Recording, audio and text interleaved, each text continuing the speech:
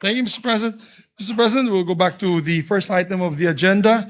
I move that we continue and proceed with the discussions on proposed Senate Resolution number 256. I so move, Mr. President. Any objection? Hearing none, consideration of 256 is in order again. May we recognize our distinguished colleague, Senator Kiko Pangilinan, and to interpolate our distinguished colleague, Senator Rodante Marcoleta.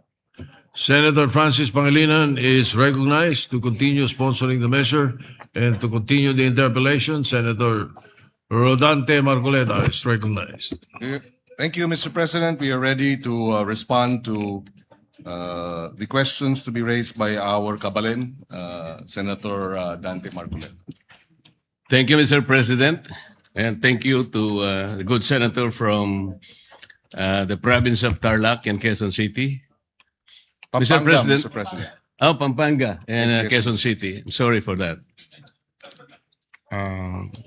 Mr. President, may I begin my interpellation by a short manifestation or rejoinder for that matter, considering that my interpellation was cut short yesterday. May I proceed, Mr. President? Mr. President, my interpellation yesterday was not intended to weaken our national position on our sovereignty, on our sovereign rights, but to strengthen it through clarity. Because in matters of sovereignty, maritime rights, and territorial claims, precision is patriotism. Ang layunin ko po dito, Mr. President, ay hindi upang ipagtanggol ang anumang banyagang interes, katulad ng China, kundi para patatagin at linawin ang ating paninindigan bilang isang bansa, upang kahit karaniwang mamamayan ay lubos na maintindihan ang sitwasyon, lalo na sa West Philippine Sea. Dahil ang pagtatanggol sa bayan ay nagsisimula sa pag-unawa at katotohanan. The purpose of my questions yesterday, Mr. President, was to point out gaps in our understanding and knowledge of the West Philippine Sea, in that there are key aspects that the arbitral award did not resolve, and that our laws from PD 1596 to RA 9522 and RA 1264 did not address. Thus, my call is for an open discussion of the issues as mature, not amateur persons. Today, the purpose of my questions is to demonstrate why we need to recalibrate our approach in order to bring immediate and concrete benefits to the people. Our method must be focused on bringing food to the tables and alleviating the burdens of our people. In his response yesterday, Mr. President, the good senator said the coastline of Kalayaan Island Group has its own baselines and generated an exclusive economic zone. Mr. President, this response violates the arbitral award, which declared in paragraph 626, the tribunal having concluded that none of the high tide features in the Spratly Islands is capable of sustaining human habitation or an economic life in their own, that such features shall have no exclusive economic zone or continental shelf. Kaya po walang feature sa Kalayaan Island Group, Mr. President, that will be able to generate an exclusive economic zone of its own. Again, in his response yesterday, Mr. President, Senator Pangilinan said there is no need to define the metes and bounds of the West Philippine Sea because this was already settled by the arbitral award. He also said that the arbitral award already determined what the West Philippine Sea is. He also said that the coordinates of the West Philippine Sea can be found in Administrative Order number 29 and Republic Act number 12064. This is not right, Mr. President. The arbitral award ruled on the exclusive economic zone, not the West Philippine Sea. These are two different matters, Mr. President. There are features of the Kalayaan Island Group, such as the Pagasa Island and Parola Island, that are outside this exclusive economic zone. The distance of these features are fixed, Mr. President. the arbitral award did not move their location inside the Philippines. Ang alam ko po, ang Panginoon Diyos lang ang makakagawa noon, Mr. President. In saying also, Mr. President, that we should just implement the arbitral award without asking questions will mean that Senator Pangilinan will be content with just the EEC.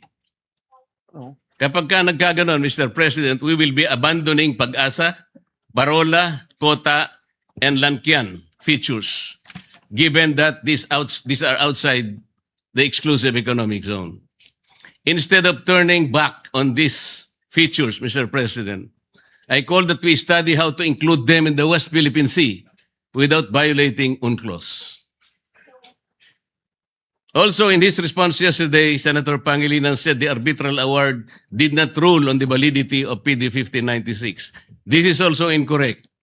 It will be read on paragraphs 573 to 576 that Spratly Islands can constitute, it ruled on the issue of whether any claimant on the Spratly Islands can constitute it into an offshore archipelago by drawing archipelagic baselines to straight baselines around it. Sabi po ng tribunal, Mr. President, China has no right to do so. It also said under paragraph 574 that even the Philippines could not declare archipelagic baseline surrounding the Spratly Islands. So meron pong ruling talaga. I did not question the arbitral award, Mr. President, for the record. I just discussed how the arbitral award and our existing laws do not determine the limits of the West Philippine Sea. May I repeat that? Ang nirule lamang po ng arbitral award via the arbitral tribunal, yung exclusive economic zone, hindi po yung West Philippine Sea. These are two different matters.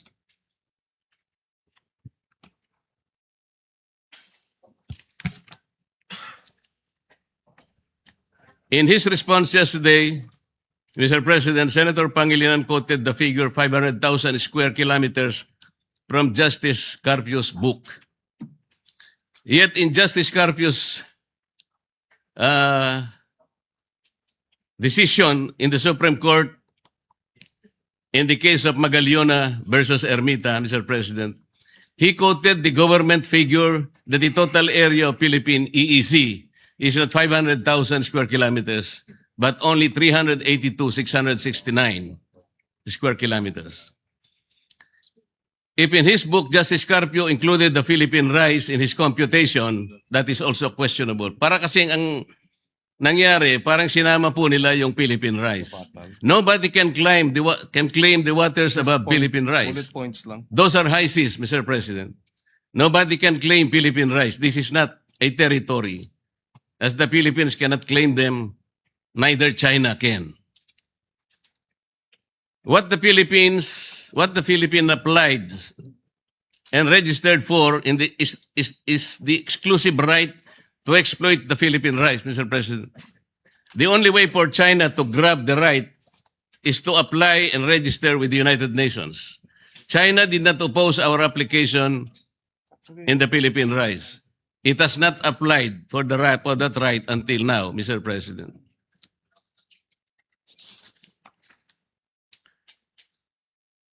For her part, Senator Ontiveros, Mr. President, yesterday referred to the map of South China Sea in S-23 as Chinese map. She also said that the numbers 6.1 and 6.2 are not coordinates. She then said that maps adopted by the International Hydrographic Organization are not legal but technical only. First, Mr. President, S-23 is not a Chinese publication. It is a publication of the International Hydrographic Organization, or IHO. IHO is an intergovernmental organization of which the Philippines is a part. Second, as the note written beside the map says, the numbers 6.1 and 6.2, etc., refer to the chapter or sections where the coordinates of the bodies of waters can be found in S-23. Hence, the coordinates of South China Sea are listed in chapter 6.1. On the map, Mr. President, the coordinates are the points that are connected by red lines. Finally, S-23 is not meant to be a legal title. Tama naman po yun. They are just maps. Under international law on territorial disputes, maps have no evidentiary value. However, S-23 was used by the Philippines in the South China Sea arbitration. Moreover, we need to put West Philippine Sea on an internationally recognized map.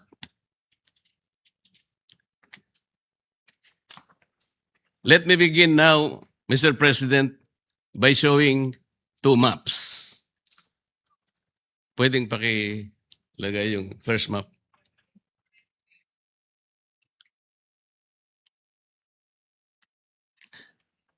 Mr. President, these maps are about oil and gas activities in the South China Sea. On both maps, you will see squares and rectangles. They represent oil and gas blocks that have either been merely offered or already licensed and operating. Please bear in mind, Mr. President, that each square and rectangle represent foreign investments running in the millions and to billions of dollars. Moreover, basins with oil and gas are found on the coastal and central areas. Finally, China and Vietnam have exchanged gunfire, suffered casualties, blasted each other with water cannons, cut cables, rammed vehicles, and so on and so forth. China and Malaysia had a naval standoff. Hence, the territorial and maritime disputes between them are just as explosive. Map 1, Mr. President, was published by New York Times in 2013. It cited as source, the U.S. Office of Hydrographer. In Map 1, Mr. President, you will see gray squares and rectangles along the shallow coast of the South China Sea. Notice that adjacent to the Philippine coast are around 5 to 6 blocks. On the side of Malaysia, there are 12 to 15. Vietnam, 30 to 35. And China, approximately that number also, 30 to 35. Then we go to Map 2. It was published in 2024 by the U.S. Energy Information Agency. First, you will notice the blocks have moved to the deep water areas. Second, the blocks colored in pink are those of the Philippines. Ang mga blocks po ay halos 8 hanggang 12 lang, Mr. President. Malaysia in blue, around 60 to 70. Vietnam in maroon, 70 to 80. And China in yellow, around 60. Third, notice the blocks that are not just claimed, but even licensed by both Vietnam and China. These are shaded in orange. I hope, Mr. President, the good senator will agree that from these maps, we derive numerous lessons. First, despite the arbitral award, oil and gas activities on the Philippine side have stagnated. 6 to 8 lang. Second, it is obvious that the oil and gas activities of Malaysia, China, and Vietnam are robust, if not booming. Third, the licensing overlaps are being managed by experts at the enterprise and state levels. Hence, we hear about flare-ups between China and Vietnam, but they do not escalate. In fact, some of the overlapping blocks are operated by one international petroleum corporation. Fourth, even as their past relations are violent and the present relations are also tense because of the conflicting claims to Spratly Islands and Paracel, they engage in joint exploration and development, Mr. President. Fifth, Vietnam and Malaysia are cooperating and progressing with China. Nobody can accuse them of being pro-China. May I ask the Senator if we would agree that based on these maps, Vietnam, China, and Malaysia are succeeding in oil and gas exploration, but our exploration in our part of the world have stagnated. Would you agree, Your Honor?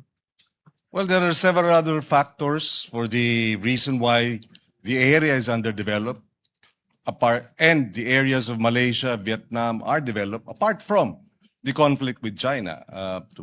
In fact, just 2 weeks ago, there has been a discovery of natural gas deposits in the Malampaya area. So there are many factors. It is not just the conflict with China that is a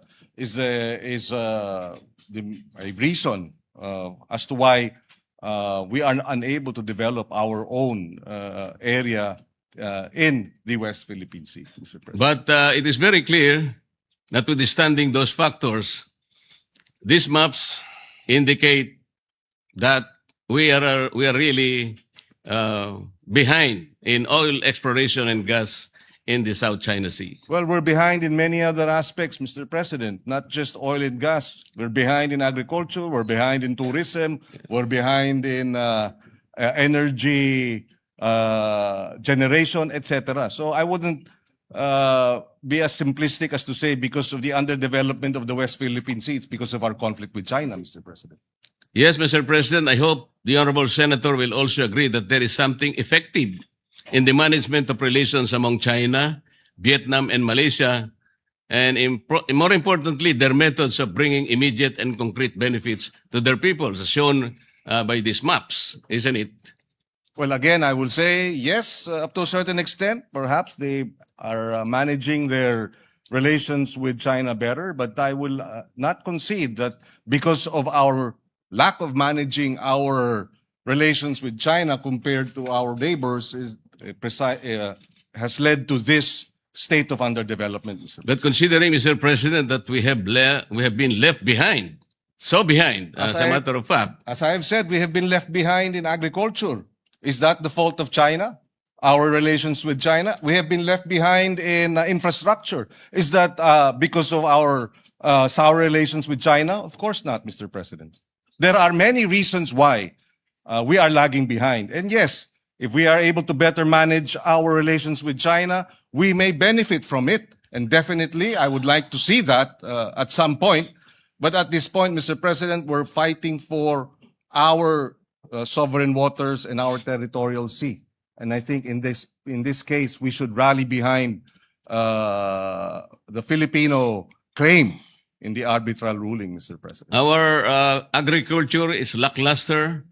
Our tourism is not giving us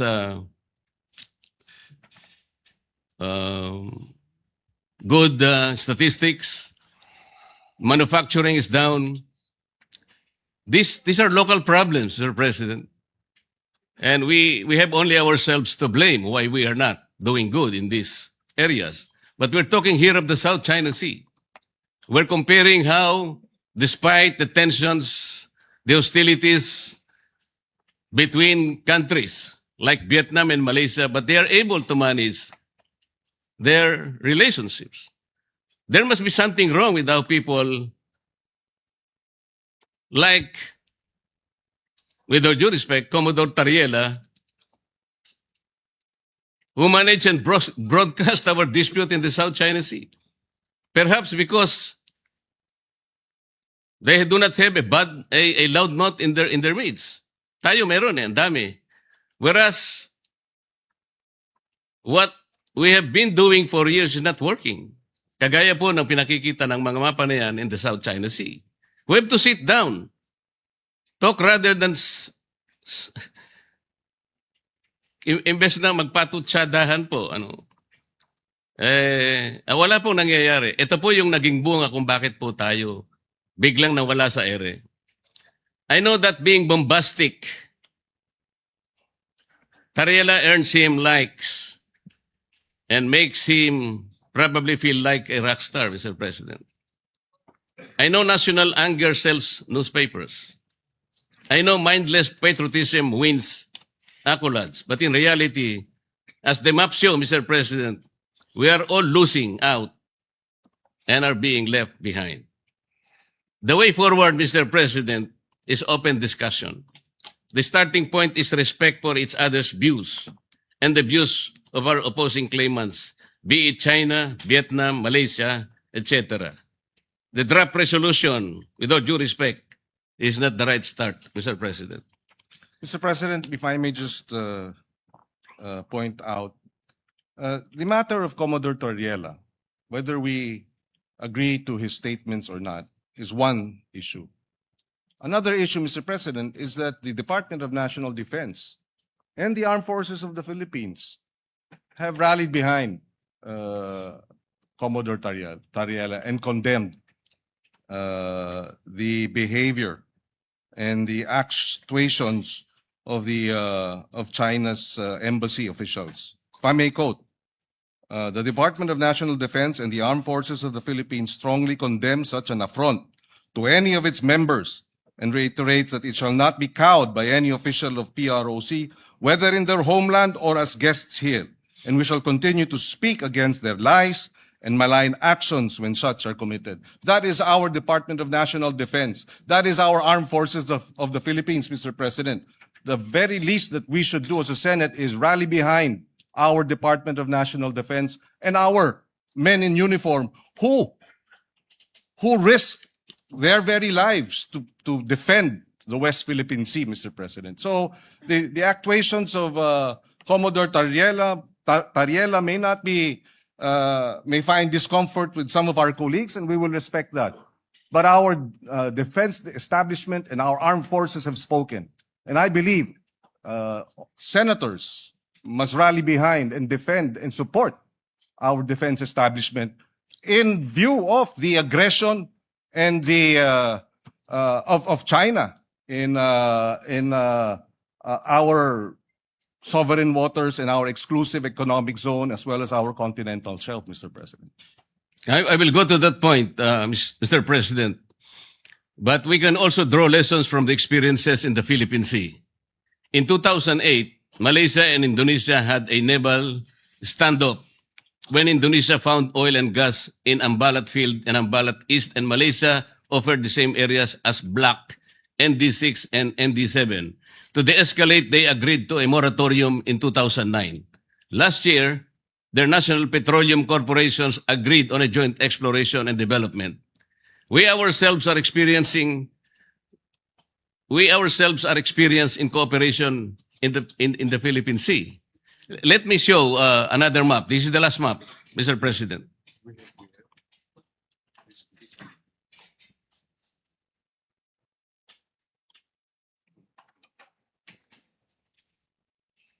Mr. President, just a fine point. Yes, we too have disputes with Vietnam, with Malaysia, and even Indonesia, Mr. President. But the difference is that they do not water cannon us, and they do not ram their ships, their coast guards, their coast guard, the Chinese Coast Guard, to our Philippine ships, Mr. President. It's an entirely different story in that regard, Mr. President.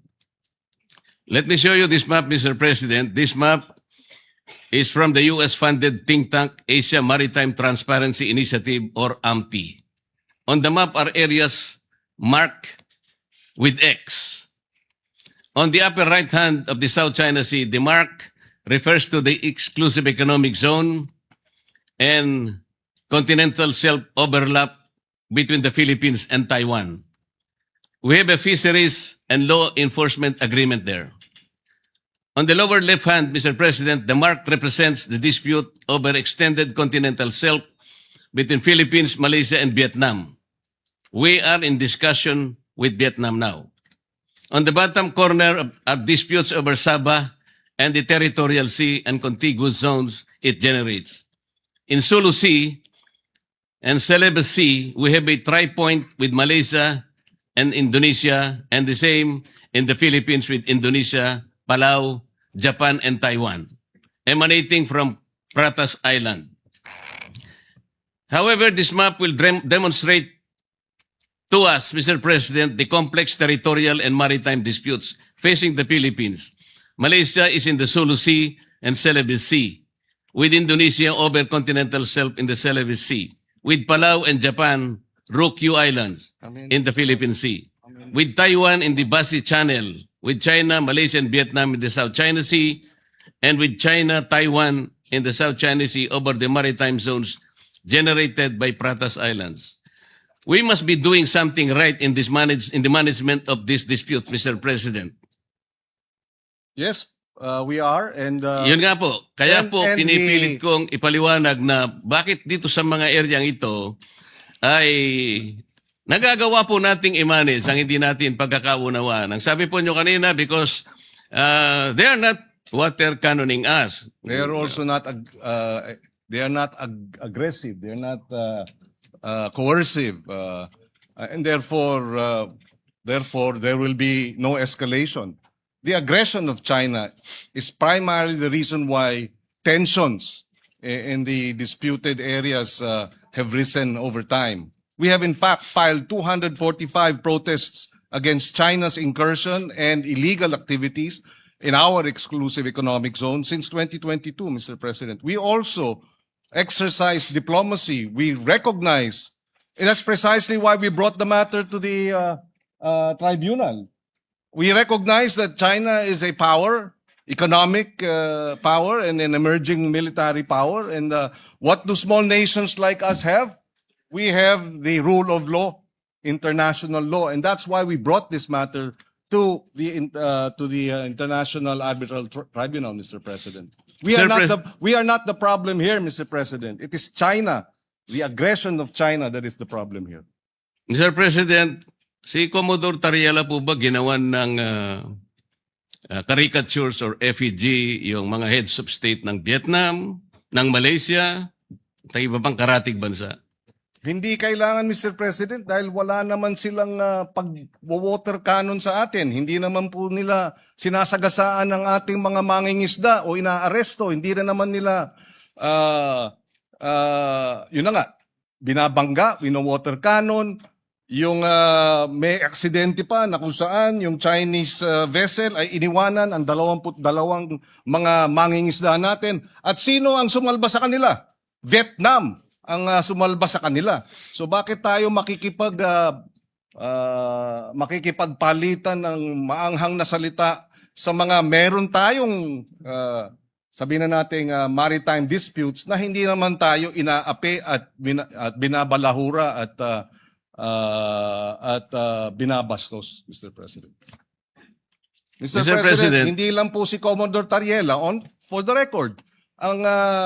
Pati ang ating Senate President, matapos nung binanggit yung persona ng grata, nagsalita ng baluktot, Mr. President. So sana maintindihan natin, hindi lang ito usupin ni Commodore Tariela. Hindi lang ito usupin ng mga senador o kaya mga kongresistang binabastos nila. Usupin ito ng Pilipinas na ipaglalaban natin ang atin at dapat magkaisa tayo, Mr. President. Pare-pareho po tayo sa posisyon na yon, Mr. President. Ang sinasabi ko lang, kailangan bang magkapatutsadahan ng walang katapusan? Ang pag-init po ng sitwasyon ay hindi po nakakabuti sa ating dalawang bansa. Walang katapusan na patutsadahan. Paano po natin kakalmahin? O halimbawa, paano natin papatay ng sunog sa isang bagay na susunog? Yun po ba'y bubuhusan natin ng gasolina? O kailangan natin sabuyan ng malamig na tubig? Mr. President, ang sinasabi ko lamang po, bakit po kinakailangan kasing gumawa pa ng mga caricature at sasabihin na ang presidente ng China ay bully? Siguro po, Mr. President, ang may mumungkahi natin, hindi po tayo kasi magpa-profit from these experiences. Ang DFA, ang BIFAR, ang DNR, sila pong nagmamanage ng ating mga disputed seas. Pero, nagkakaroon po tayo ng progreso. Hindi po sila nagano ng mga caricatures o megaphone diplomacy. They did it diplomatically, diligently, and without fanfare, Mr. President, working with their counterparts in settling our differences with our nations. Ang sabi po kasi ninyo, Mr. President, Your Honor, na wala pong anumang ginawa ang ating mga maliban sa China, ang Vietnam o kaya yung ibang bansa ay walang nagawa. Nakalimutan po ba ninyo, Mr. President, in the context of our maritime disputes, we have shot and killed 2 Vietnamese fishermen in 2017 and 1 Taiwanese fisherman in 2013. Did Vietnam and Taiwan accuse us of sowing fear and interfering in our capacity to defend our claims. Gusto ko lang pong ipasariwa sa inyo yung ganun. Talaga pong nagkakaroon ng ganun eh. Ngunit sila, hindi naman tayo ginawan ng masama kahit na nakapatay tayo ng ilan sa kanilang mga tao. Ang pinag-uusapan po natin, anong patutunguhan natin kung patutsadahang walang katapusan? Mr. President, if I may, the incidents mentioned by the good senator from Tarlac are isolated incidents from Vietnam and Taiwan. These are isolated incidents. This is not in the same realm as China's 24/7 acts. 365 days a year, 24 hours a day, 7 days a week, incursion and threatening. And Mr. President, Taiwan or Vietnam did not threaten us publicly. 2 weeks ago, the Embassy of China said the uniform, if I may quote, a word of advice to relevant individuals in the Philippines, immediately stop making provocations and stop confusing right and wrong, or they will pay the price for what they did. Embassy officials sa Pilipinas, tinatakot tayo. Tama ba yun? So again, Mr. President, yes, we have had these incidents with Vietnam. Oo, meron tayong naging insidente sa Taiwan, pero isolated incidents. In fact, yung sa Taiwan, iisa lamang ata sa loob ng 20 taon. Yung sa Vietnam ata, iisa rin lang siguro sa 10 taon. Hindi iba. Sa China, araw-araw tayong hinaharas, araw-araw tayong nandyan, nagtayo na nga ng kanilang airport, artificial islands, lantaran, Mr. President. So, apples and oranges ang pinag-uusapan yung insidente natin with our neighbors like Vietnam and Taiwan compared to China. Ibang-iba po. Isolated or otherwise, Mr. President, nakapatay tayo ng kanilang tauhan. Ilan po ba ang pinatay ng China sa atin? Meron po ba? Well, Mr. President, may naputulan ng hinlalaki. At yung 22 sinagasaan ng Chinese vessel at iniwanang mamatay, kung hindi sinalba ng Vietnamese fishermen, namatay na yung mga yun. So, Ilan po ba, Mr. President, ang sinalba ng China kamakailan? 17 Filipinos. 17 fishermen. at Ano po ang nagpapasalamat ginawa tayo. ni Commodore Tariela? At He was very nagpapasalamat tayo. condescending, Mr. President. Imbes na pasalamatan niya ng buong puso sapagkat 17 mga kababayan natin ang naisalba. Yung kanyang pagpapasalamat na ginawa is condescending, Mr. President. Uulitin Let ko. me suppose that the embassy that is challenging your position, Mr. President, is questioning your knowledge. What if the Vietnamese or Malaysian, what if China tells the Philippine embassy in Beijing not to post or publish views that contradict the international law opinions of Chinese officials? Would that be acceptable to the Philippines? I'm sorry, Mr. President. I beg your indulgence. You are saying that if Vietnam publishes, sorry, I missed the, No, the what if China tells the Philippine embassy in Beijing not to post or publish views that contradict the international law opinions of Chinese officials? Would that be acceptable to the Philippines? Halimbawa lang, sinabihan yung ating embahada doon. Huwag kayong magpapublish ng mga views. Well, Mr. President, that's their country. They will do what they will do. They will, in fact, there is no freedom of the press in China, Mr. President. So, if the government does that, then we will have to respect their position because we are merely guests in China, just as they are merely guests in the Philippines, Mr. President. I would disagree, Mr. President. That will be unacceptable to me. Another question. The Philippine Embassy in Beijing assists the Philippine Coast Guard and DND in monitoring Chinese vessels in the West Philippine Sea. Have you heard China complain that this essential work of the Philippine Embassy interferes with Chinese internal affairs? Mr. President, whether they complain or not, they're already in our exclusive economic zone.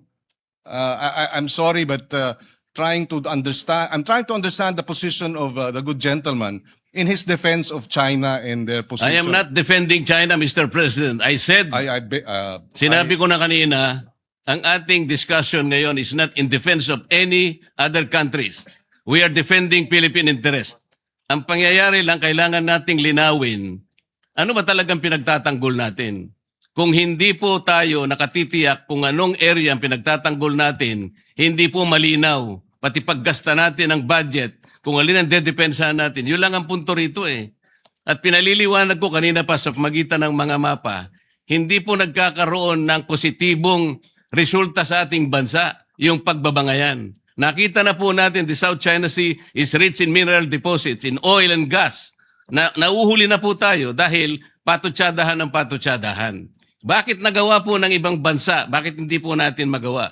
Dahil nga po sa walang katapusang patutsada. Tingnan po natin ang West Philippine Sea, Mr. President.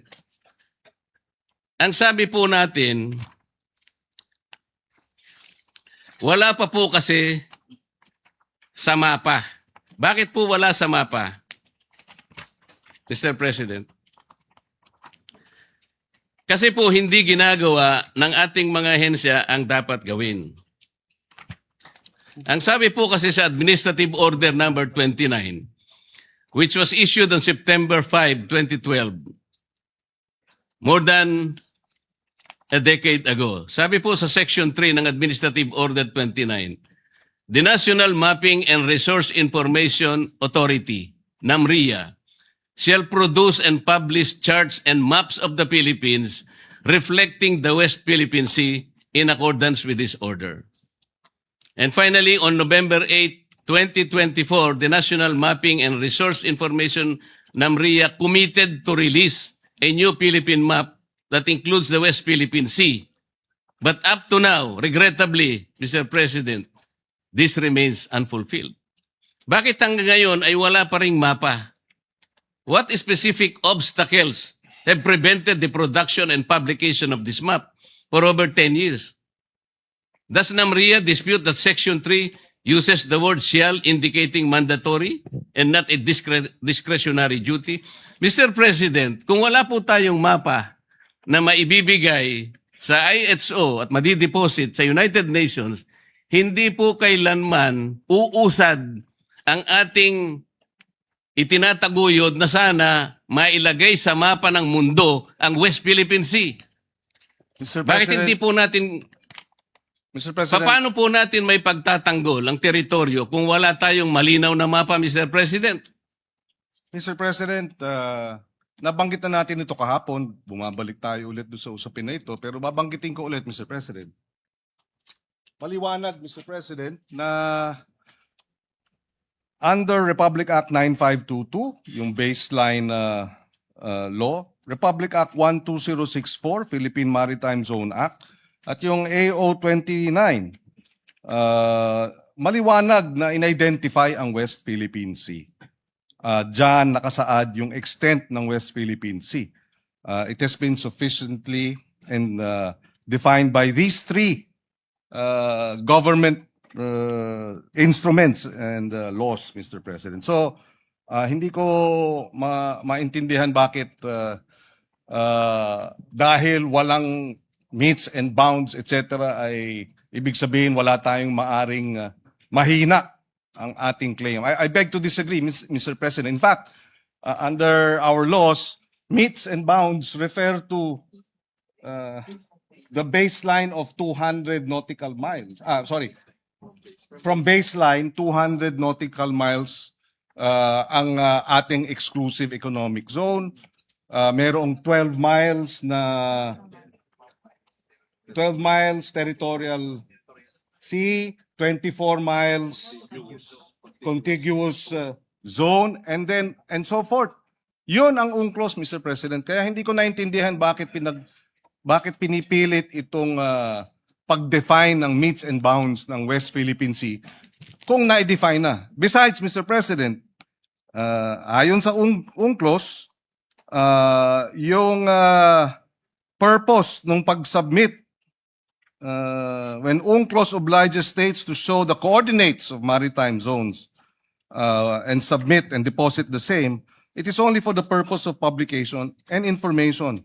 And it is made a condition, it is not made a condition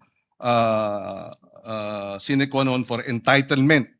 This is, Mr. President, UNCLOS Article 16, 75, and 84. So, hindi ibig sabihin dahil hindi natin nasasamite sa UNCLOS, gaya ng nabanggit ng ating butihing senador, na wala na tayong kapangyarihan o lakas o basehan para ipaglaban yung West Philippine Sea, Mr. President. It is only for purposes of publication and information.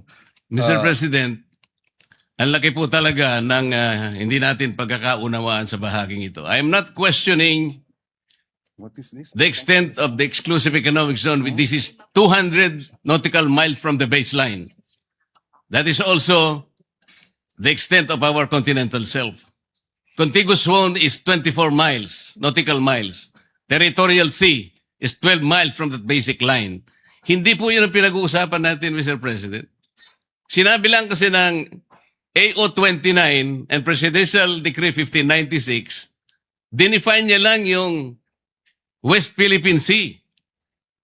Ang kulang, sabi po ng steps na dapat gawin, sinabihan nga ng executive order ang NAMRIA gumawa ka na ng mapa, kasi po yung mapa, yan po yung magbibigay ng coordinates. Isasubmit po yan. Ito, basahin ko na po.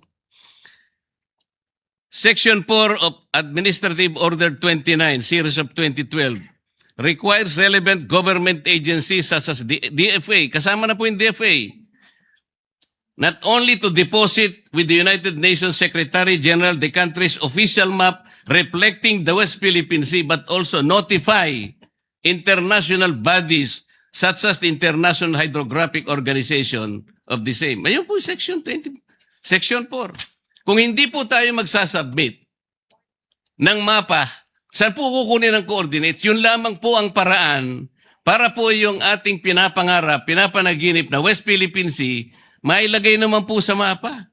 Yun po ang pinakamaganda.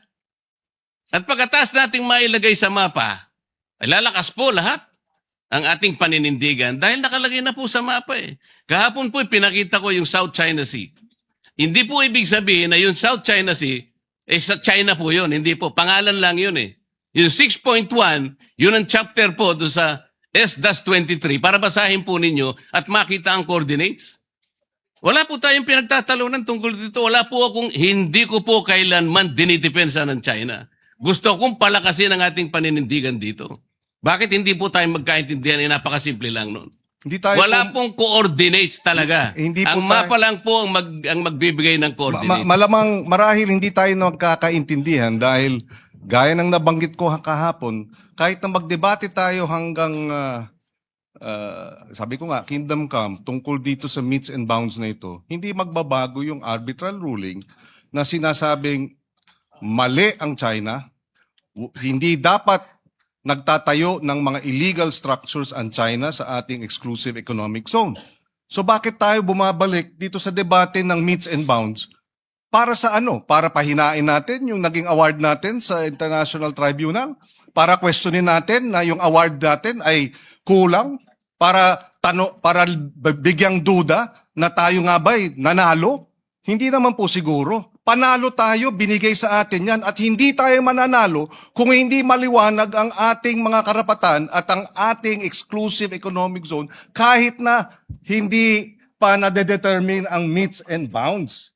Dahil yon ang sinasabi ng UNCLOS. UNCLOS ang basehan ng ating pagkapanalo. Walang pinag-uusapang meets and bounds sa usapin po nung determination ng ating exclusive economic zone, Mr. President. Sana po, kung maintindihan ng ating butihing senador yun, hindi tayo magkakaroon ng ganitong hindi pagkakaunawaan. Binanggit po ninyo kahapon yung Administrative Order 29 at saka yung Republic Act 12064. Ang sabi po ninyo, doon makikita yung mga coordinates.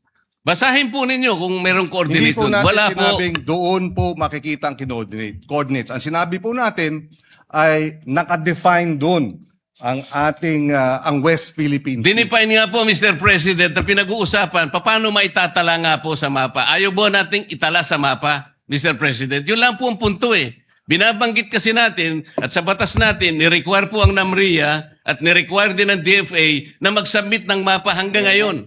12 years na po ang nakararaan. Ba't hindi po natin maitala? Point of Napaka-importante information, Mr. po President. na magkaroon. Just for the information of the good senator, 2024 meron na pong mapa ang NAMRIA. So hindi totoong wala pang Ang sinasabi ko po, Mr. President, hindi po sinasubmit sa mga kinauukulang dapat hindi po ang ipag-submit. sinabi po ninyo wala pang mapa. Iba po yung hindi sinasubmit. Kahit na may mapa po, kung hindi nyo sinasubmit, hindi rin po tayo Pero magtatagumpay sa correction ating lang po. paninindigan na maitala natin po sa pandaigdigan talaan ng mga dagat ang West Philippine. Hindi po ba importante sa inyo na maitala natin ang West Philippine Sea? Mr. Senator, Point of information, Mr. with the President. indulgence of Senator Pangilinan, Senator Risa Ontiveros, you're recognized. Salamat po, Mr. President. Tama po si Senator Pangilinan. Ang totoo po, dun sa mapang itinatanong ng mabuting Ginoo, NAMRIA has prepared the maps anchored on the newly signed Philippine Maritime Zones Act and Philippine Archipelagic Sea Lanes Act and complying with UNCLOS and is awaiting the final implementing rules and regulations for publication. So nandun na po, Mr. President, ang mapa. Salamat po, Mr. If I may likewise add, Mr. President, ito ay the information relayed to us by Dr. J. Batumbakal. He's the director of the UP Law Center, Institute for Maritime Affairs and the Law of the Seas. And he says, and I quote, when UNCLOS obliges states to show the coordinates of a maritime zone on charts of appropriate scale and to deposit them with the UN Secretary General, Article 16, 75, and 84, it is only for purposes of publication and information and is not made a condition sine qua non for entitlement to the maritime zone concerned. In fact, even before UNCLOS was open for signature, states fully recognized the entitlement of other states to territorial seas, even without published coordinates.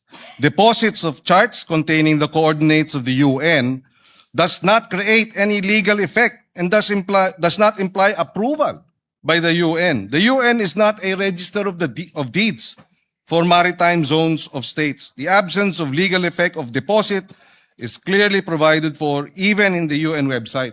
So yung ang inaalala ng ating ginoong Senador Marcoleta ay hindi nakakadagdag ng legal entitlement ang pagdeposito sa UN Secretary General under Articles 16, 75, and 84 of the UNCLOS. So, ibig sabihin, Mr. President, yung Section 3 at saka Section 4 ng Administrative Order number 29, ibabaliwalain na natin. Inuutusan po kasi ang NAMRIA at saka ang DFA na gumawa ng mapa at i-deposit nga sa United Nations and notify accordingly relevant international organizations such as the International Hydrographic Organization and the United Nations Conference on the Standardization of Geographical Names. Hindi po importante sa atin yung Administrative Order number 29. Yung Administrative Order number 29, Mr. President, ay 2012.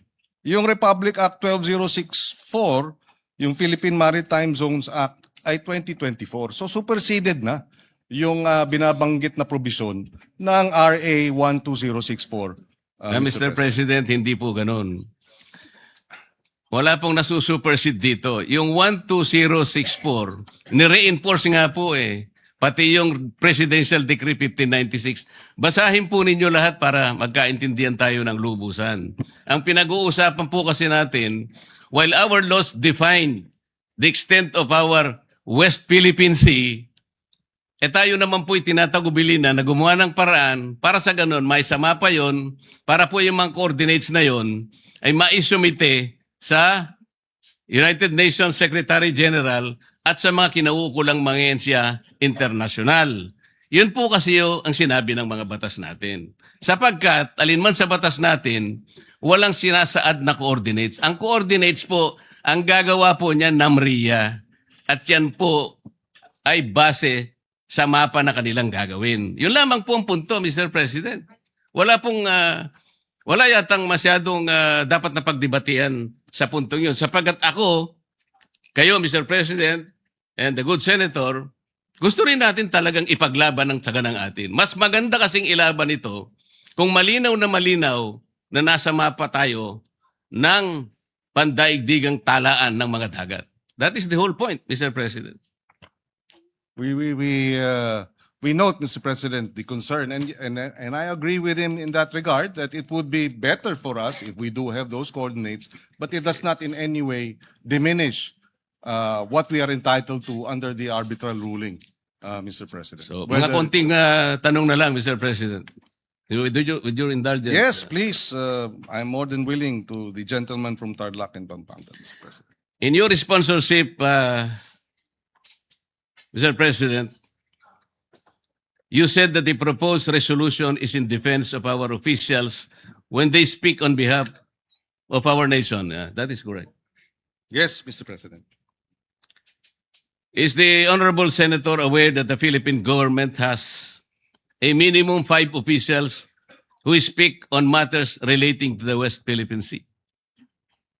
I believe so. You have the DFA, you have the DND, you have, in fact, the more, for me, if you ask me, this is the indicator of a vibrant democracy, Mr. President. But yes, there are about 5, maybe more, even senators and congressmen are likewise speaking on the matter. To be more accurate, Mr. President, Commodore Tariela is the spokesperson of PCG. Assistant Director General Cornelio Valencia Jr., National Security Council. Rear Admiral Joy Vincent Trinidad, Army. Retired Vice Admiral Alexander Lopez, NMC. Consul General Angelica Escalona, DFA.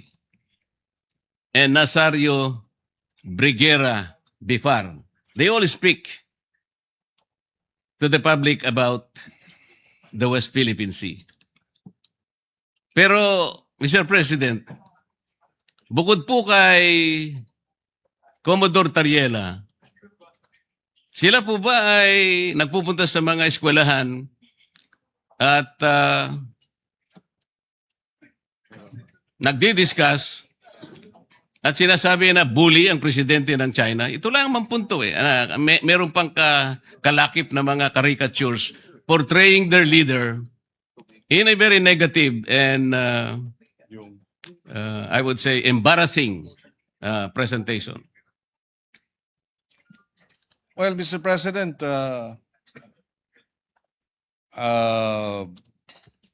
I would defer to our men in uniform.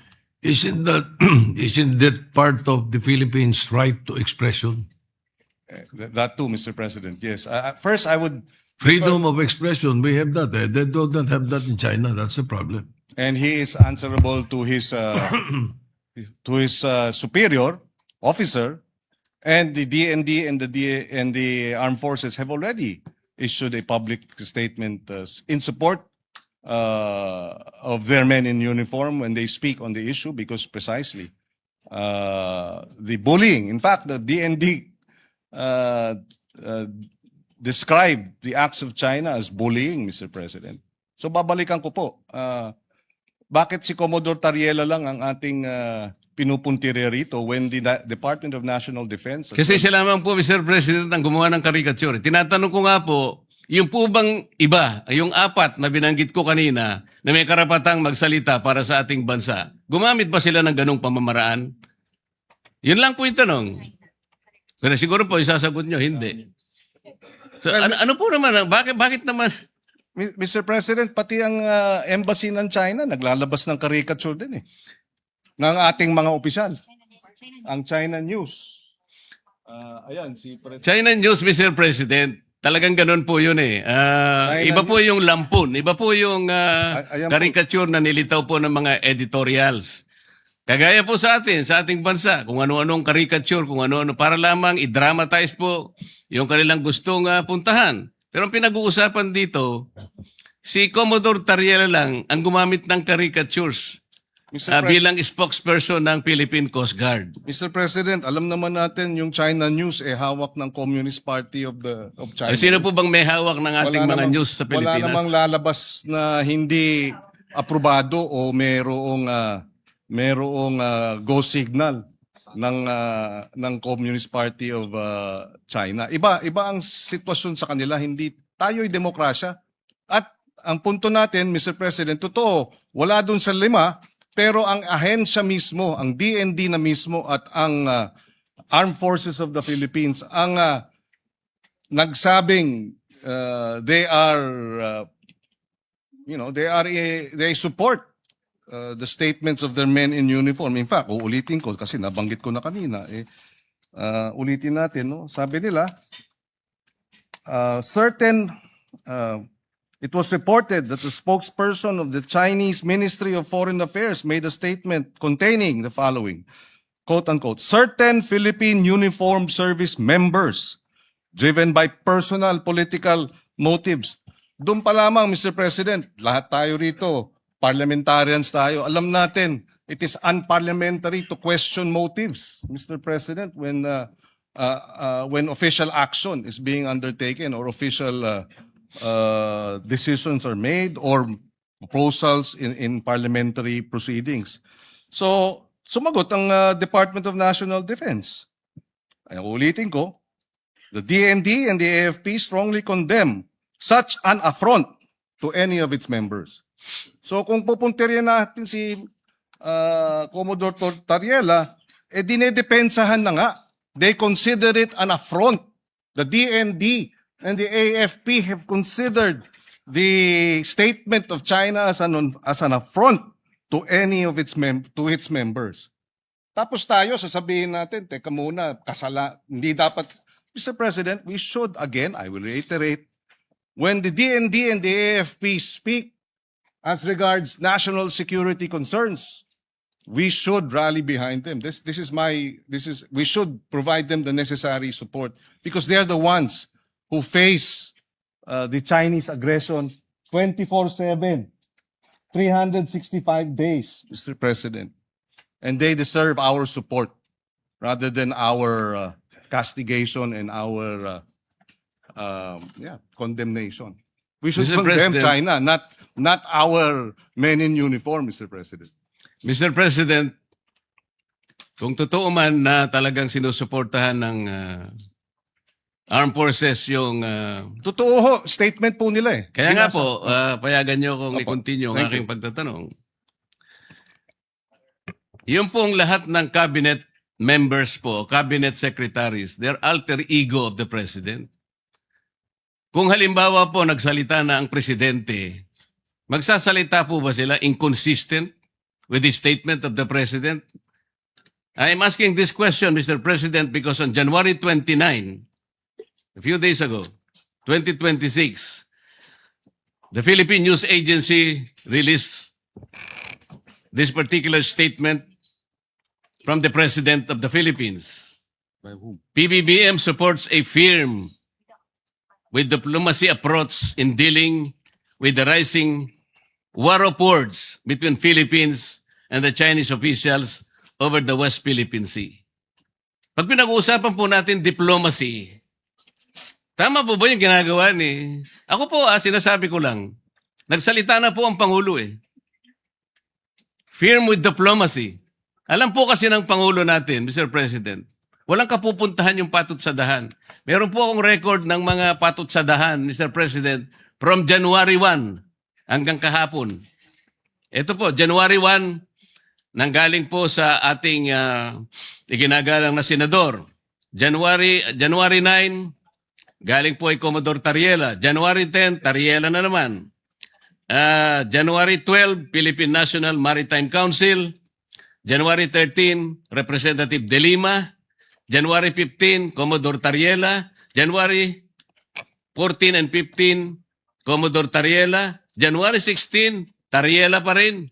January 16, Representative Shell Jokno of the House of Representatives.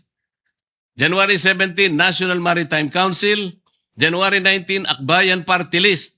January 20, Senator Ontiveros posting on her FB. January 22, Tariela na naman. January 23, again, Senator Ontiveros and Strat-Based Institute. January 23 again, nasama po kayo, Senator Kiko. January 24, Tariela na naman.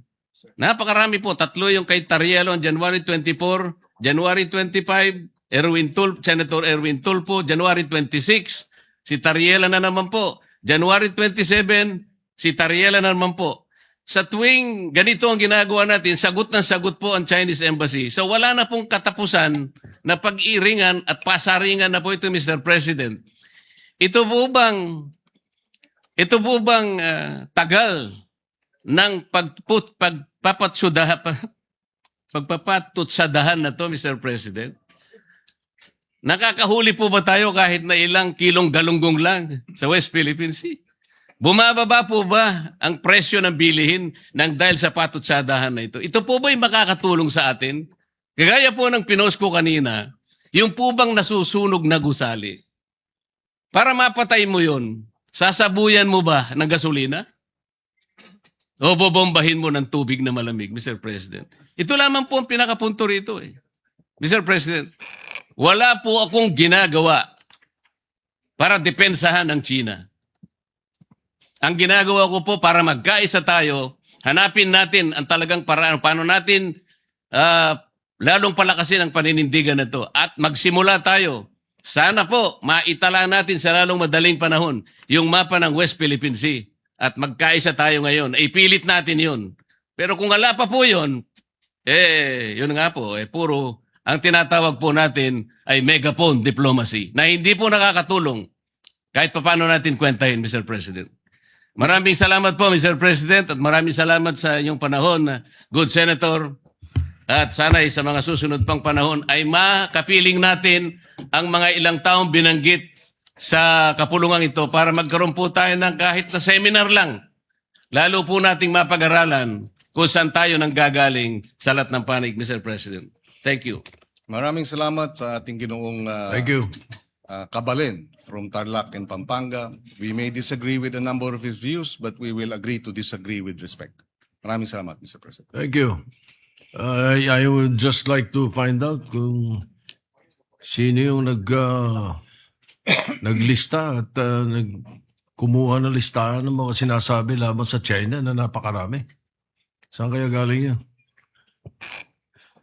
Nilista lahat ng sinasabi laban sa China kung sino man yun. But hindi, no? Baka nire-report po sa Beijing. Siguro, baka Chinese Embassy siguro. All right. Majority Leader. Thank you, Mr. President. Mr. President, there's a request from the Minority Leader. Although he signed up for today, he's not feeling well. He's sick, Mr. President, and he's requesting tomorrow na final, kung pwede, sa sponsor, if he can ask the questions tomorrow. If the sponsor wishes to agree to that, but maybe we can make First thing tomorrow? Yes, sir. Well, if he wasn't minority leader, maybe I would have thought otherwise, but I would have not given this accommodation. But being the minority leader in recognition of his position, we will submit to the body that tomorrow, Mr. President. Well, aside from the sponsor, Senator Pangilinan, if there is any member of the Senate who wishes to object, then we cannot continue. I think it's okay, We Mr. have to President. I make object. an If appeal there to is our no colleagues. objection, then and Yeah. Senator Pangilinan agrees, then we will do so. Anyway, we'll leave it With the as the last day understanding- tomorrow, Mr. With the President. understanding, Mr. President, that tomorrow Yeah. is the last we day. decide on it tomorrow. Thank you, Mr. And that we will tackle this first. First order. item. on the Well, agenda. okay. Yes. With that assurance from the majority leader, then we will entertain a motion to suspend. Yes. Before we move into the motion to suspend, we have another supportive interpolator. If we can recognize our distinguished colleague, Senator Risa Ontiveros. Senator Risa Ontiveros is recognized. Salamat, Mr. President. So, at salamat sa good gentleman sa pagbibigay daan sa isang maikling interpelasyon. Kung hindi nagbigay daan yung mabuting Ginoo dun sa request na ipagpabukas, ako sana yung mag-o-object. Pero I submit to the wisdom also of the one who delivered, the one who led us in signing the resolution. Siguro yung isang pinaka-importanting tanong para sa akin, Mr. President, sa good gentleman, nung nakaraang mga taong 2016 hanggang 2022, kung kailan ginawa halos lahat para i-accommodate, kung ginawa halos lahat para i-appease yung Chinese Communist government sa Beijing, tumigil ba noon ang harassment nila laban sa ating mga Pilipino, Mr. President? Yes, according to the Undersecretary Madriaga of the DND, hindi po tumigil, Mr. President. So, importanteng i-make of record ulit yan, Mr. President, na nung panahon na ibang approach ang sinubukan, ibang approach sa isinusulong ng resolusyon, wahipek din naman ng pagtigil ng harassment laban sa Philippine Navy, Coast Guard, Bureau of Fisheries and Aquatic Resources at lalo na sa ating mga mangingisda. So ngayon po, Mr. President, ang resolusyong ito ay tungkol po sa asal at paninira ng mga representante ng China o ng Chinese government laban sa mga opisyal natin. Tama po ba, Mr. President? Tama po yun. And, Mr. President, tama po ba na suportado hanggang sa ngayon ng maraming bansa sa international community ang ating pagkapanalo sa arbitral award, Mr. President? Tama po yan. Ang Estados Unidos, ang 16 countries sa EU, Japan, South Korea, Australia, New Zealand, Canada, pati nga ang Vietnam, sinuportan may public statement dun sa ating pagkapanalo sa International Arbitral Tribunal, Mr. President. So, hindi lamang ang Pilipinas ang kumikilala dito sa naging victory natin sa West Philippine Sea dyan po sa arbitral ruling. The EU, the United States, and many other countries have expressed publicly their support for a rule-based resolution. Kasi itong pag-water cannon, hindi rule-based ito. Itong paglalagay ng laser lights laban dinedirekta sa ating Coast Guard o kaya ng Navy, hindi rule-based ito. Yung pagpuputol po ng daliri ng Navy man, Mr. President. Pagputol hindi rule-based yan. Yan aggression.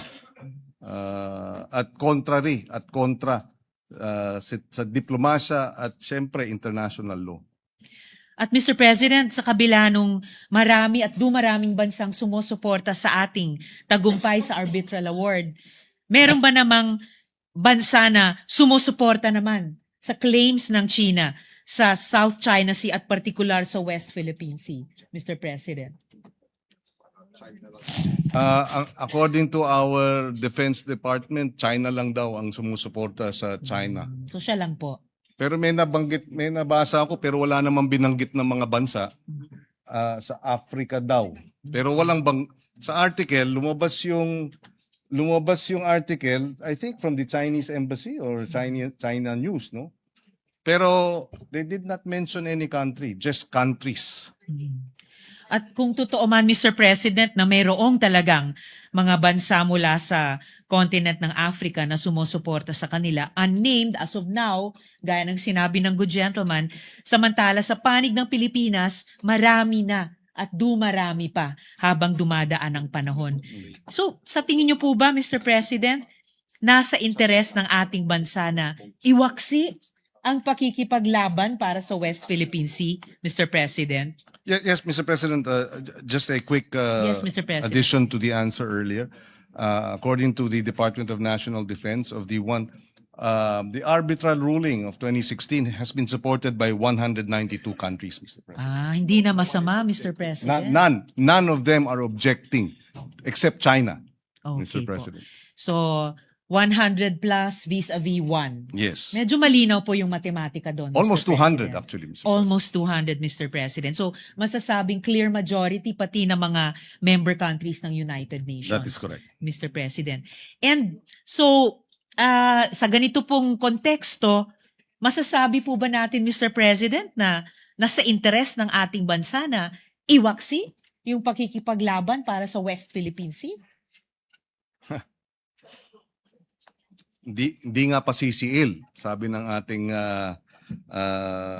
national pambansang awit, Mr. President. At hindi tayo pasisiil. You know, Mr. President, if I may also place on record, of all countries, China should recognize and realize and know what it means to be humiliated by aggression and humiliated and insulted and abused by colonialism, Mr. President.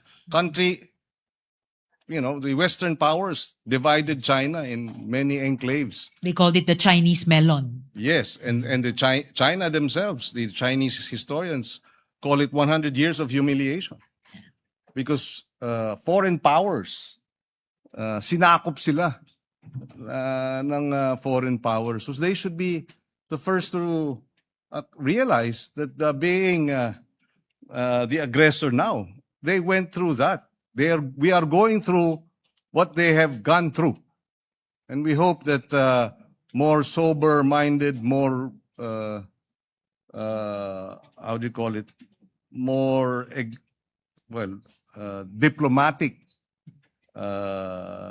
more progressive, if I may call it that, members of the Chinese Communist Party should look back to their own history.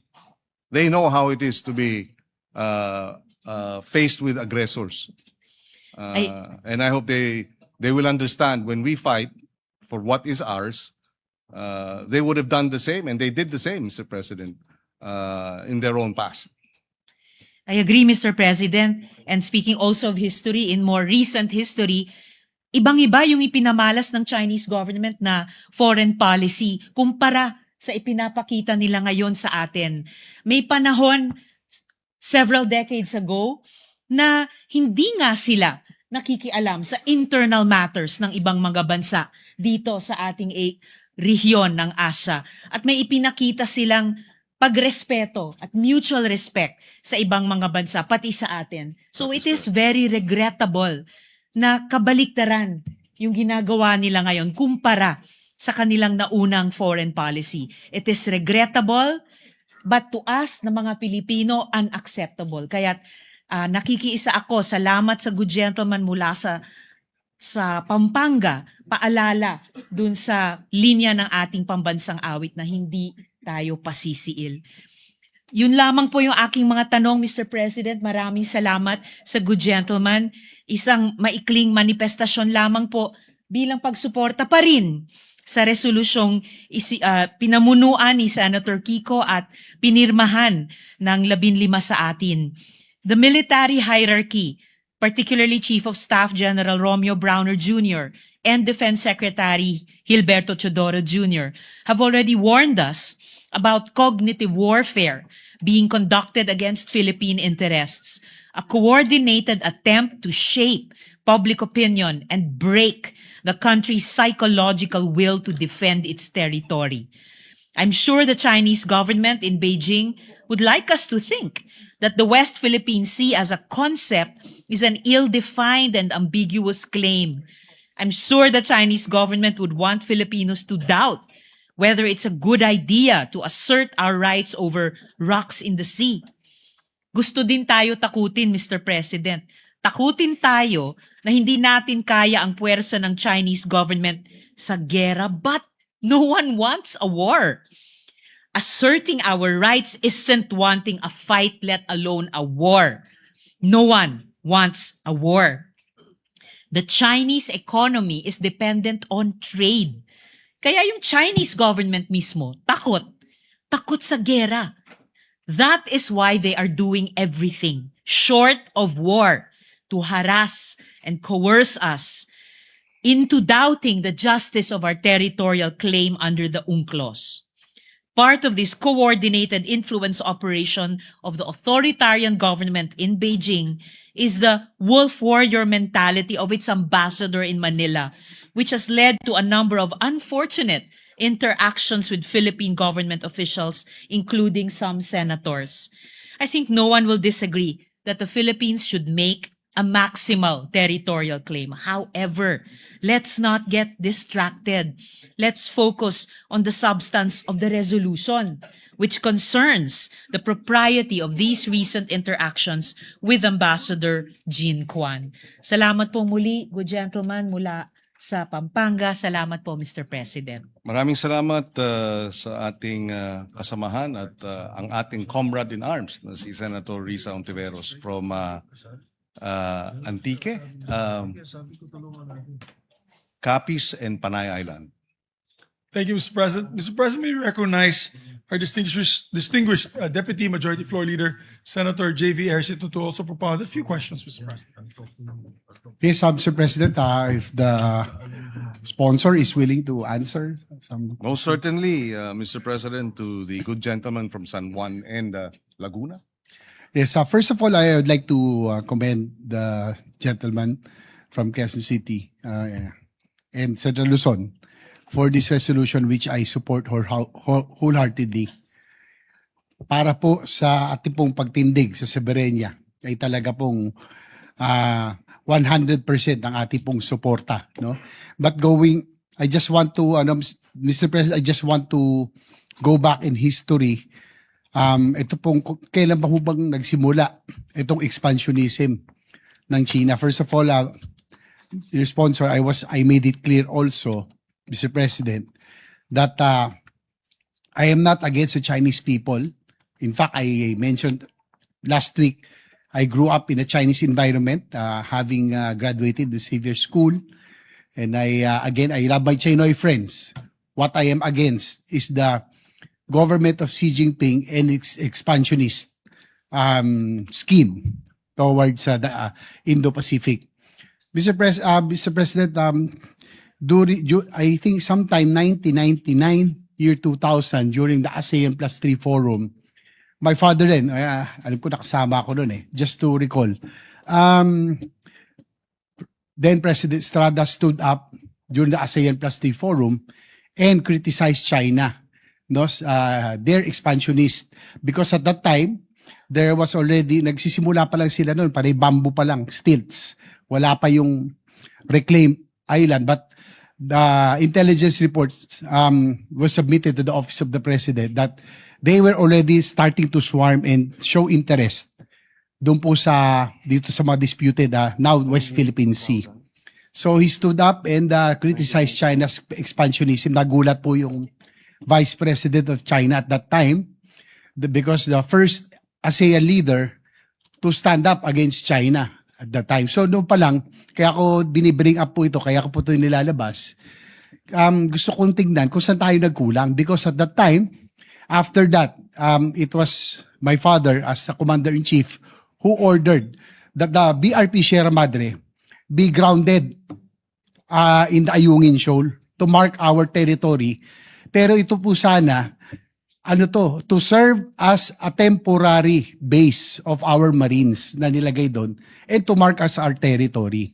So temporary lang ho dapat yun. By now, supposedly sana, it should have been followed up and fortified into a permanent base. But unfortunately, nung pumasok po yung GMA administration, medyo friendly sa China, pumasok po yung ganun depends on the administration, no? As probably the sponsor would agree na it depends on the administration kung ano rin yung position natin in the relationship with China. Pumasok yung kay Pangulong Noynoy Aquino, at least we won against on the UNCLOS. And then pumasok po yung kay Duterte administration, which was also friendlier to China. So nag-iiba-iba po yung geopolitics and positioning. So my question is, were we remiss in our duty as a country in establishing our claim to the EEZ by not being able to establish yung pong permanent base na would have served as a marker. Ngayon po, andun pa rin yung BRP Sierra Madre. Kinakalawang na. Nakakaawa yung ating mga Marines na nandun. Dapat yung temporary lang. So, yun lang po ang tanong ko na at least we would know from now on what to do moving forward. Yes, Mr. President, I remember the statement of then President Estrada and in the ASEAN +3. And we were actually thankful that former President Estrada took a strong stand. And you are also right that depending on the administration, whether or not our claims and our defense of our sovereign waters would be strengthened or weakened. No? I think moving forward, Mr. President, until this point, I think the most significant victory would still be the arbitral ruling. It is now up to us and future leaders, and this current administration has said we will not give an inch of Philippine territory, and we laud that. And this is why I think moving forward, that's why we have to rally behind that arbitral ruling, because precisely as nabanggit kanina ni Senator Risa, it is supported by many nations, Mr. President.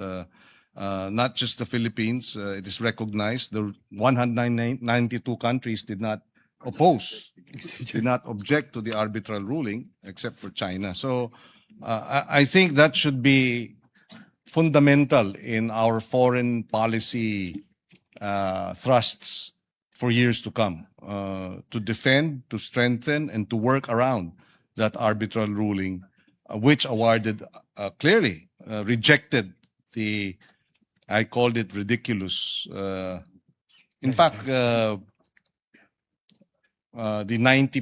claiming 90% of the West Philippine Sea, the South China Sea, is a ridiculous claim, Mr. President, which we should all oppose moving forward, Mr. President. Thank you for that. The reason I ask, because I think we should not make the same mistake again moving forward, and we should now really be firm this time around in our claim in the Philippine Exclusive Economic Zone. Hindi na natin dapat itong ipayagan, no, na makuha puli o kaya ay kanila pong agawid, no. Because I think as early as 1998, no, when that ASEAN +3 happened, so nangyari po yung pagsadsad sa Ayungin Shoal. And during that time, as I mentioned, we could have already established a permanent base which could have prevented the claim of China. Ngayon po, sila po nakapagtayo na ng base, no? Nag-reclaim na sila. Meron silang meron silang full base na po, may runway at lahat na. And that during that time, ano pa lang sila, no? Swarming pa lang, panay barko pa lang, if I'm not mistaken. Tapos mga stilts pa lang, no? Mga bamboo stilts pa lang. So it depends on administration. So probably meron ding pagkukulang na doon sa ating claim. So that's why that's the reason I asked that this time around, while we in the Senate, in our own little way, at least we are trying to support our Coast Guard, our armed forces, our Philippine Navy by not intended to match China's military might. Di naman natin kaya yun eh. They are a superpower. We are not. We're just a third world nation. But to be able to put up that minimum credible defense posture, at least naman hindi tayo binabastos at binubuli. So hopefully this time around, we will have the support. I'm sure that most of our colleagues will support the Senate. I'm proud is that we have been consistent in restoring the AFP modernization budget. And in fact, it's the Senate that usually augments the AFP modernization budget for this very purpose.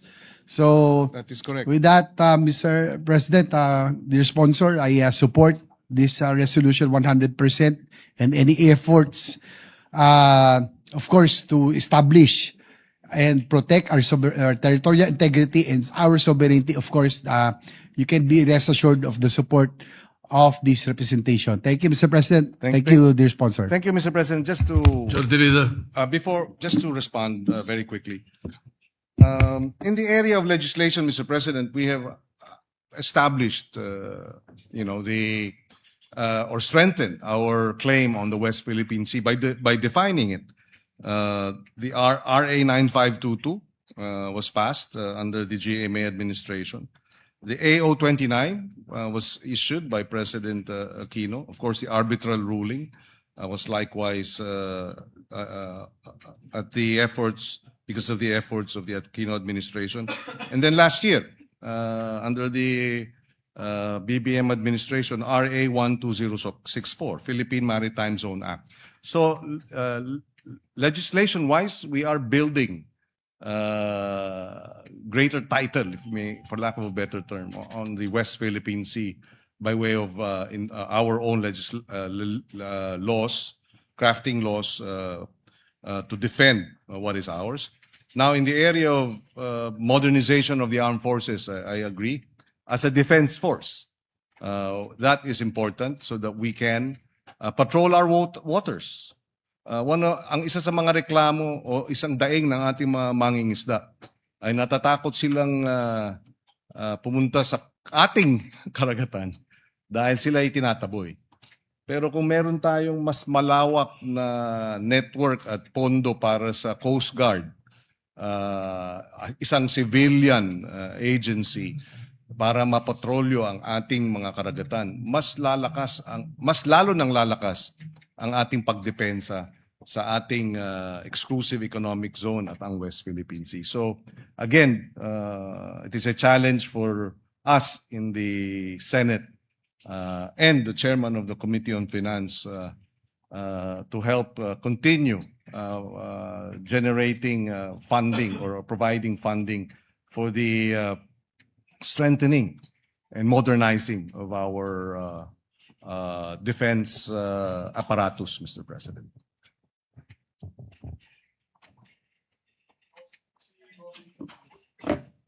Senator Robin Padilla is recognized. Maraming salamat po, Ginoong Pangulo at sa ating pinunong mayorya. Meron lamang po akong mga konting paglilinaw. Maaari po bang malinawan ng ating bayani na magsasaka? Senator Kiko Pangilinan. Salamat. Ako ay handa na magbigay linaw sa abot nating makakaya sa ating kasamahan at ang gentleman from Nueva Ecija at Camarines Norte. Opo. Norte. Maraming salamat po. Ako po bilang chairman ng Public Information po at masusing nakikinig po sa inyong palitan ni Senator Rodante Marcoleta. Katunayan, ako po'y masayang-masaya sa nangyaring palitan sapagkat nagkakaroon po ng paglilinaw. At ito po ang napakahalaga sa public information. Bagamat naging paminsan-minsan ay nagiging mainit ang talakayan, pero yun po ay nakabubuti para sa ating mga kababayan na nakikinig po sa oras na ito. Ako po'y walang kaplano-plano magtanong, pero meron pong mga ilang bagay ang hindi napalawak sa usapin. Opo, katulad po, unang-una, nung nabanggit po ang suporta ng ating mga bayani na sa datahang lakas ng Pilipinas, ang kanila pong pagbibigay ng opinyon at komento at kasama na po ang Department of National Defense doon po sa pagdamay nila. Kasi sinabi po ninyo na nagkomento sila ng pagsuporta kay Commodore Tariela. Ito po ay kailangan nating linawin. Wala po akong sinasabi na may mali o ano, linawin lang po natin sapagkat Tama po ba ako kapag sinabi ko na ang Coast Guard, Philippine Coast Guard, hanggang sa mga oras na ito ay nasa ilalim ng DOTR? Tama po yun. Opo. Ibig pong sabihin, ito po ay civilian uniform personnel.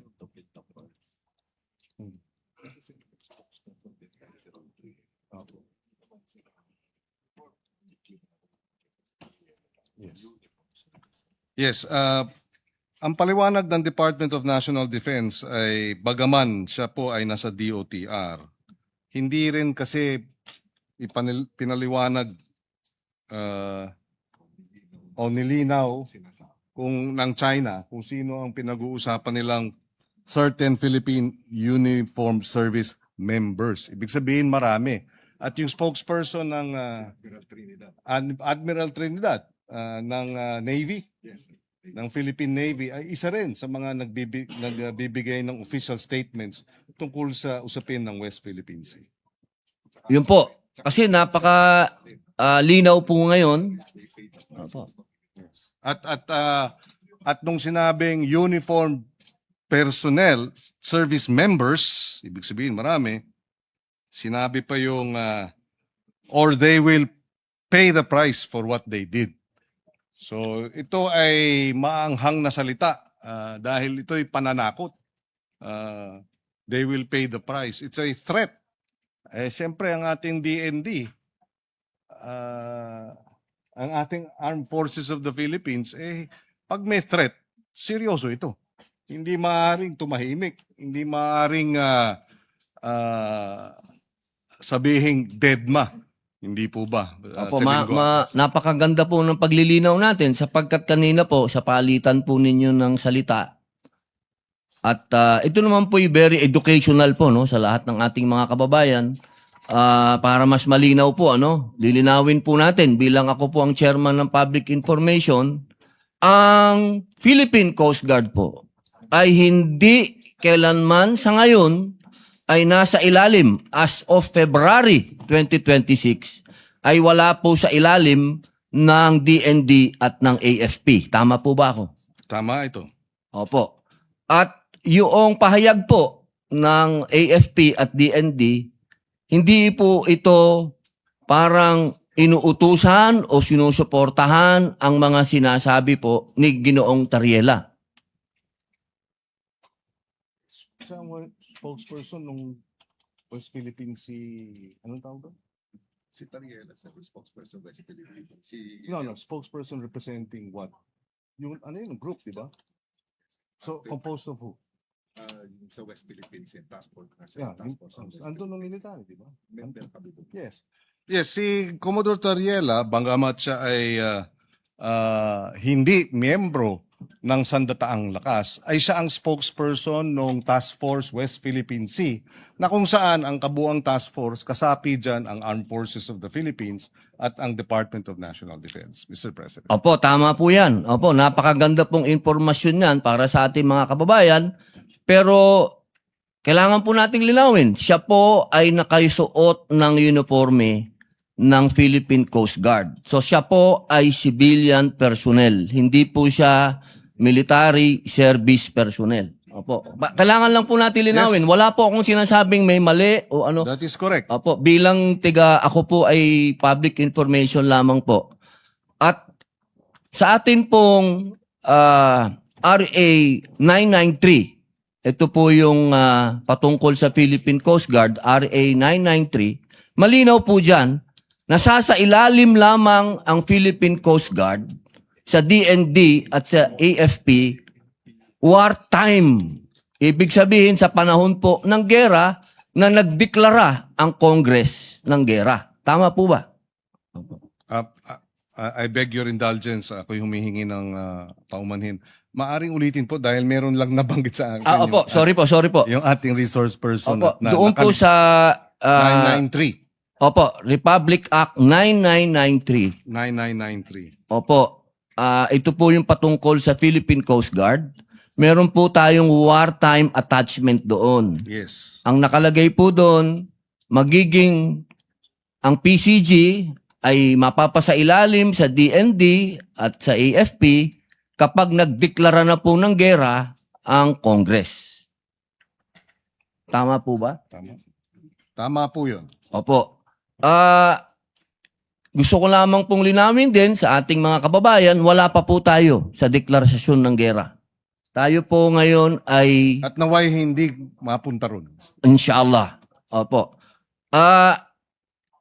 Maging maingat lang po sana tayo kapag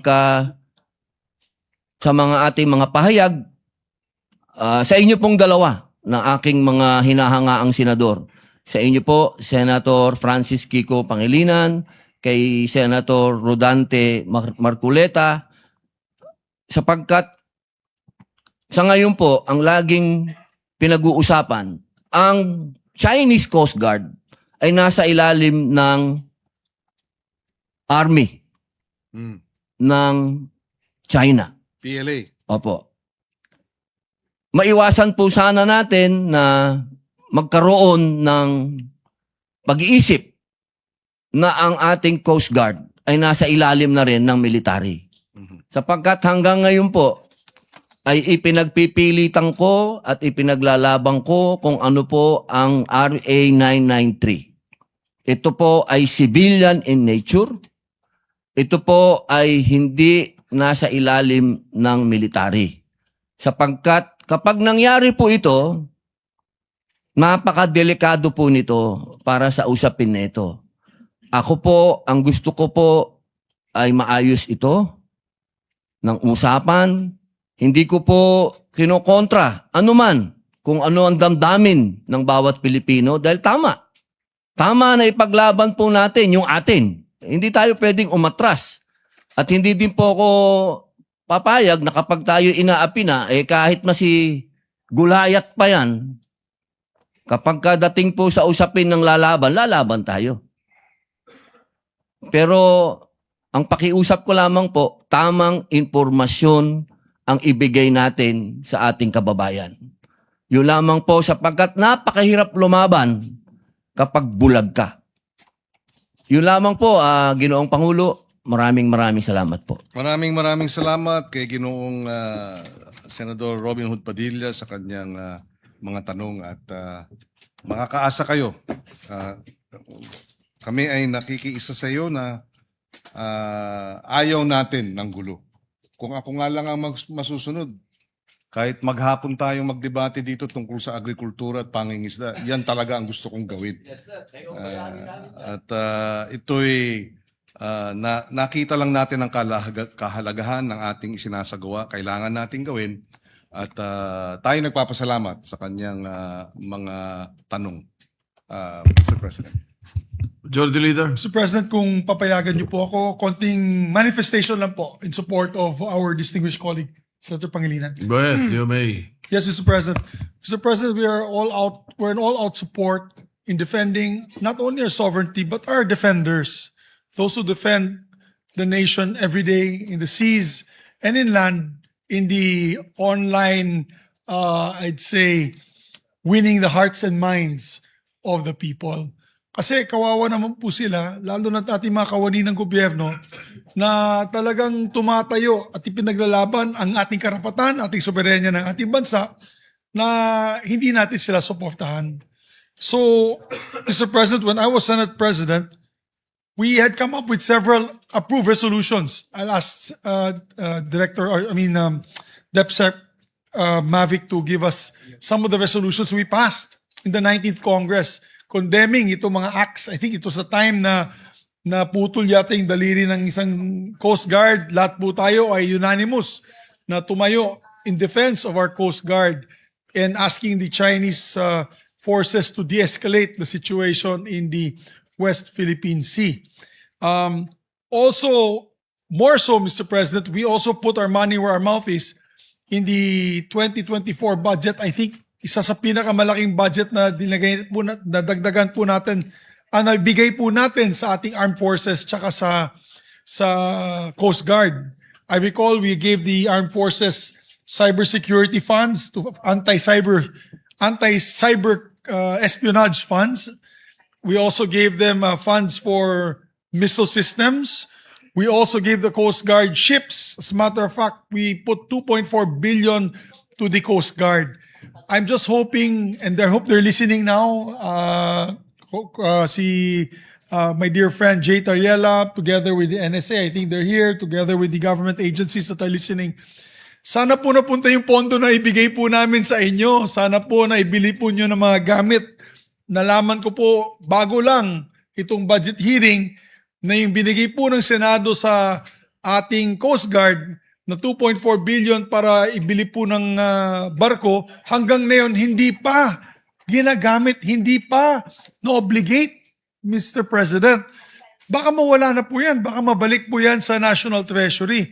Sayang naman yung napakahirap maghanap ng pondo para sa programa, para sa modernization, ay gumalaw po kami nung 19th Congress at nadagdagan po natin ang budget nila. Sana po ma-implement po nila yun. They were supposed to, I forget the name of the ship company. It was government to government, Australian government, Austal. Austal was supposed to provide the offshore ships. That was a negotiation done when the Prime Minister of Australia, Albanese, was here in the Philippines. Hanggang ngayon, Mr. President, pawang-awa po, walang nangyari hanggang ngayon ay hindi pa nabibili. Kaya kawawa naman po yung ating mga kawani, yung ating Coast Guard, yung ating Navy. Hanggang sigaw na lang po sila. At this point in time, nagkarikature na nga. Kasi hindi natin binibigyan ng tamang equipment. Hindi natin binibigyan ng tamang bala. Nandyan na po ang pondo. I'm just giving as an example, yung sa Coast Guard. Bakit hindi pa nila binibili ng barko or offshore patrol ships for our Philippine Coast Guard? Let's put our money where our mouth is. We should stop just constantly debating about what we should do and put our action to our plans. That's why it's called a plan of action. So, ang importante dyan, Mr. President, is sana tulungan din po natin sila. And ito coming 2027 budget with Senator Sherwin Gatchalian at the helm, we can add additional funding for AFP modernization and Coast Guard modernization. And kung pwede lang po, Mr. President, kung nandyan na yung pondo, huwag po sila maging mabagal at bili na po nila ng kagamitan ng ating mga sundalo and Navy personnel and Coast Guard personnel. Ito nga po, Mr. President, and I'd like to thank Mavic for this, our Deputy Secretary General. This is Senate Resolution number 79. Ito po, an act strongly condemning continued harassment of Filipino fishermen and the persistent incursion of in the West Philippine Sea by the Chinese Coast Guard and militia vessels, and urging the Philippine government to take appropriate action in asserting and securing Philippine sovereign rights over its exclusive economic zone. This was adopted in August 1, 2023, Mr. President, and it was unanimous. There was no objection from any of our members, Mr. President. Ito yung na-water cannon yung ating mga Coast Guard. At we strongly condemn them at that time. So let us unite as an institution, Mr. President. As an institution, let us unite for our men and women that are protecting our sovereignty in the West Philippine Sea. Hindi po tayo nakakahanap ng away. Let me clarify kasi sasabihin na naman nila, warmongering na naman ako. Hindi po kami naghahanap ng away sa China. Ayaw po natin awayin ang China. Ang sinabi ko nga dati, bakit po napakahirap mahalin ang China? Di ba? Sinabi ko yun eh. Gusto natin mahalin ang China. Pero bakit napakahirap mahalin ng China na kung pupunta yung ating mga magsasaka dun sa West Philippine Sea, wino-water cannon po nila. Ang laki-laki po ng dagat. Bakit hindi po tayo pwede magtulungan at magbigayan? At kung sana walang pansinan na lang. Kanya nang nangyayari sa Vietnam. With the ships of Vietnam and our other ASEAN neighbors, walang pansinan lang. Nagkakamayan pa. Nagbibigayan pa ng bigas at delata. Gusto din lang stikman ang pork and beans at spam ng Pilipino. At kung nakukuha po natin yung kanilang yung noodles na galing sa Vietnam. At sa ganun, walang away. Sana ganun po ang pho. Yes, yes. Yan sana ang pwede mangyari. Kaya gusto din po natin sabihin sa lahat ay, and on record, and all members of the Senate were made co-authors, there was no objection. Lahat po ay sumuporta sa resolution number 79 of the 19th Congress. So, I'm hoping that tomorrow, once the debates are done, and we come up with the vote for or action on this adopted resolution, I hope that when we adopt it, we get as many members as we can to show our men and women who sacrifice day in and day out, and they sacrifice not only their sweat and tears, but their blood as well, because they're willing to die for our country. Let's show them that we are behind them 1,000%, Mr. President. Maraming salamat po, Mr. President. With that, to allow our minority leader to prepare for tomorrow's debate, Mr. President, with this dear sponsor, I move that we suspend consideration of the measure. Any objection? Hearing no objection, the consideration is suspended. May we have a few minutes of Yes, I move a to Senate suspend, minute Mr. suspension before we continue? Yes, Mr. President. I move to Session suspend. suspended.